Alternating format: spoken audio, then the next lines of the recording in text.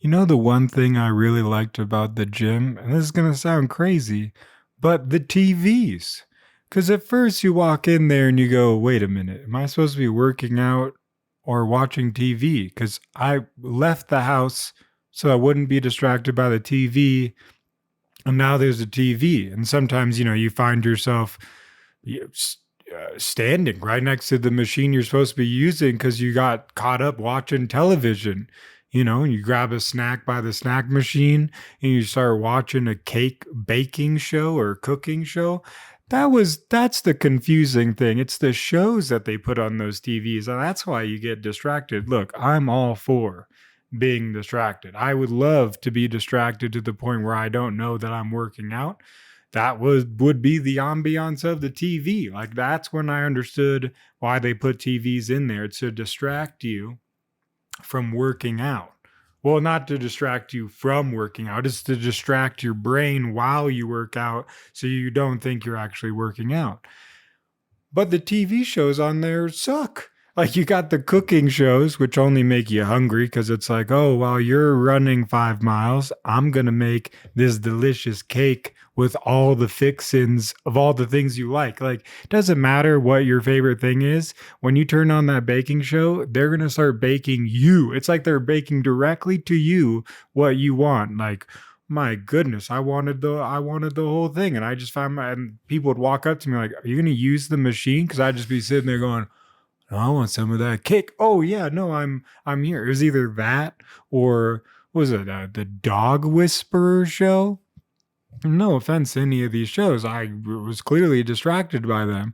But apparently, there's this guy who talks the dogs and like chills them out. Because some dogs can be dogs.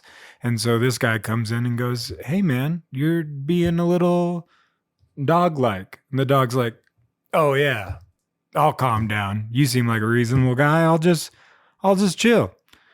I don't know why I couldn't have done that with you not here with my actual owners, but you seem like the guy I need to listen to. And they're like, da da. And then he goes to the next one, and he literally is the whisperer to dogs. I don't know how it happens. So, anyways, while I'm talking about all this is because I too, once I left the gym, clearly, I though wanted to take that little thing of watching a show while I'm working out or whatever I want to call it. But I needed something with a little bit more, fire in it. And so I found this show called Life Below Zero. And let's talk about it. But first, hello, welcome to another, you know, hello, welcome. My name's Nick, and welcome to another OneTake, where we take something off the screen, off the page, or out of my head, and we talk about it, well, right now. So anything could happen. And like I just mentioned, we're going to be talking about Life Below Zero. I absolutely love this reality TV show. Reality TV is not what you think, it's real. Because really, let's start there. There's only so much of this stuff you can fake. This show called Life Below Zero is these people who like homestead out in Alaska, and homesteading basically is a fancy way, I think, of saying you hunter gather. You got to go get your food, your water, and your shelter. The bare necessities. Come on, we know what they are. And but you realize that out there in that environment, just doing those three things, well, doing those three things in general, take up all of your time. And so they follow these groups of people who live in that way. And today, I really just want to focus on one person. I might say character, but he's a real guy, I promise. His name's Glenn Villeneux. I've talked about this show before. I talked about Jesse last time, which he's the hardest working person I've met on TV. Well, I haven't met him, but I've seen him. And he's the hardest worker ever. And he like runs like a 50 dog sleigh team. It's really cool. But this guy, Glenn, who we're going to talk about, he's got nothing. He's got no gimmicks, no modern technology. I think he's got a sat phone, but you can't do anything out in the wilderness with that unless there's a severe emergency. And even then, it's going to take hours before somebody can even get out there, even if the weather's right. You know what I mean? I didn't either until I watched this show. Now, you guys don't have to watch it. We're just going to talk about it because this guy is super cool. And one of the first things I found super interesting about him is from even a young age, because he was on a podcast and I listened to that. And he talks about how there were things in life he wanted to go and do. And instead of worrying about like the obstacles in his way, he just went out and did them. Like one of the things he wanted to do when he was a younger man or just becoming an adult is he wanted to travel the world. And instead of just going, well, that's too difficult and not doing that, he went, how do I do that? And he was able to find a job as a courier. I don't even know that was a job you could do. And he just traveled around the world delivering packages to the point where I think this is true. While he was traveling around, he flew over Alaska, which would be the one place that like would spark an interest to go out and live out in the wilderness because of the adventures he would have being a courier, because he wanted to travel and see the world, which I just thought was such an interesting concept. It seems so basic. Here's the thing I want to do. How do I get there? And he just started working and taking the steps to get there. When I was a young man, and even now, there's like, I want to get here. And I go, that's difficult. I might have to get up and do something. That sounds, I can't do that. I'm too busy sitting here, not going over there. But instead of worrying about that, he just got up and just started taking the steps. And one of the other things I realized about it is he understood that it could take time to reach his destination. And the destination was important, but the experiences and the journey along the way was what was going to form that end destination, which would just be the start. Right. I mean, his whole idea was to get out and live, as close to nature and homestead and do all that stuff. And, as we talked about before, and if you ever, see the show or have, an idea of what that is, it's a lot of work. I mean, that's a 24/7 job, period. End of story. I mean, it's dangerous and it's all sorts of stuff. So for him to be able to just go out and take the necessary steps and take the time, that's the other thing. You just want to race towards it. I want to be there.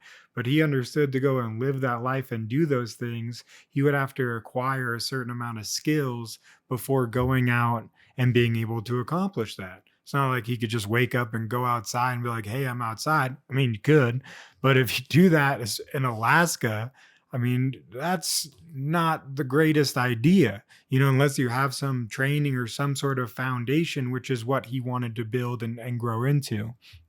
And I just think, that coupled with, just his, thought process. He had a lot of philosophical thought process about chasing your passions and dreams and running down experiences and being humbled by, nature and how vast, this world is, and getting out to a place where you're really challenged, not only by the environment around you, but your own self. I mean, he is out there by himself. And so that could cause a lot of mental anxiety, a lot of mental obstacles, and that's sometimes the hardest part, even just to get started, is those things we put in our head. Like, I can't do that. How do I do that? How do I do that? And you've got to fight that and then focus and actually get to work and do something. Because if you don't produce anything, if you don't have, food, water, I mean, he's not going to last long or have the energy to go out and reacquire those resources. So I just think he's of course one of my favorite characters on the show, and just had all these little tidbits of information or experiences that you could kind of glean from. I've talked about this before. There's certain experiences that we all have, and they're all shared, even if they're way different or extreme, or you haven't gone to that level or worked that hard enough, or whatever the case may be.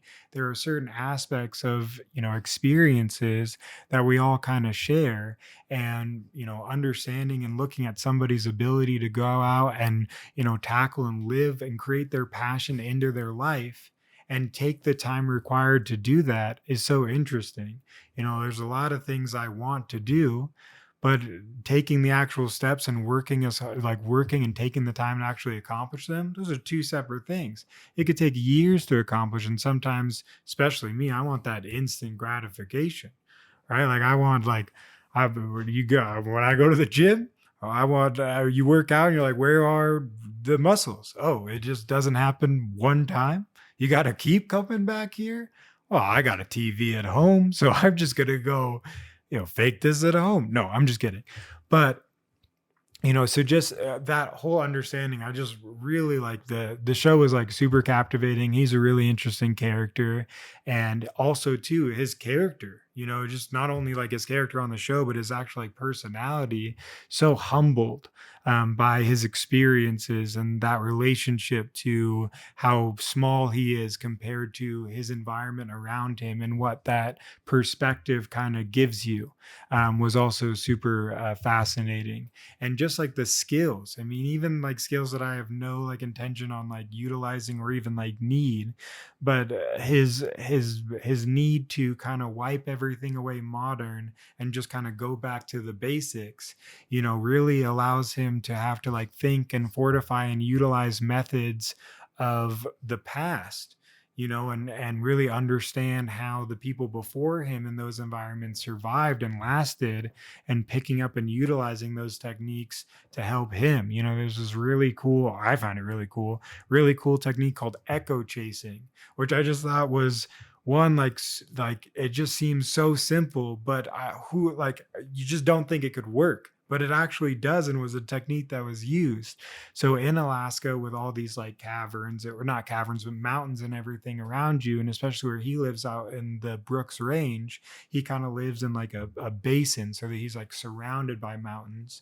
So while he's like chasing like caribou or elk or something like for food, and if the elk has noticed him, is now running away from him, he can utilize just his voice to bounce his voice off the canyon wall or off the mountain walls, to trick the animal into thinking that he's actually on the other side, and the animal will then reverse and run right towards him. Like it's just like, I honestly, like, you see this video of him like running across the lake, and he's like, hey, hey, hey, and you're like, what is that? You're like, you're just wasting energy, just yell it. Like, the animal can't hear you. But it's, what was fascinating is it was his voice was echoing, so it was coming from a different place, and the animal was being tricked into going, oh my goodness, there's actually somebody over there, I got to go back this way.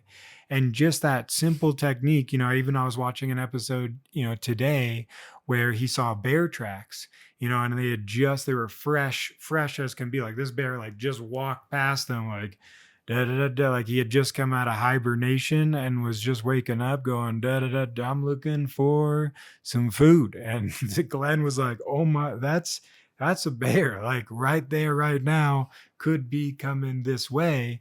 And he just started walking towards like the bear tracks and going, hey bear, like casually, like, hey bear. And at first glance, or at first listen, you're going, no way, like, hey bear, like I don't walk up to anybody who's like and go like, hey guy, like, no, like, that can't be a actual thing. But what he's doing is just making his presence known, and sometimes just like having your presence known will alert like the animals to go in the opposite way, which is what he kind of deemed happened when the animal first like laid the tracks, is noticed him and then ran off into the forest. So he was just like presenting himself as like, hey, I am here, like, don't like this, I and then creating some sort of like stance of like, hey, I am here, because most of the time animals want nothing to do with people, but that's what we're told. But it was just really interesting to be like, you just walk like, hey bear, and you're like, that can't be. And then you understand like the actual like process and the techniques he's using, or just the understanding of his environment in which to have a conversation with a bear. You would just never think to like utilize these basic techniques, or that these things would work. When I was younger and used to go camping and things like that, would like learn certain techniques or have like lessons or whatever, we were always told, I mean, I guess something in that lines, right? Like, because we were supposed to, if we ever saw a bear, we would get around the campfire and all sing in different pitches and tones. Like, so, just basically sing, because nobody could sing well.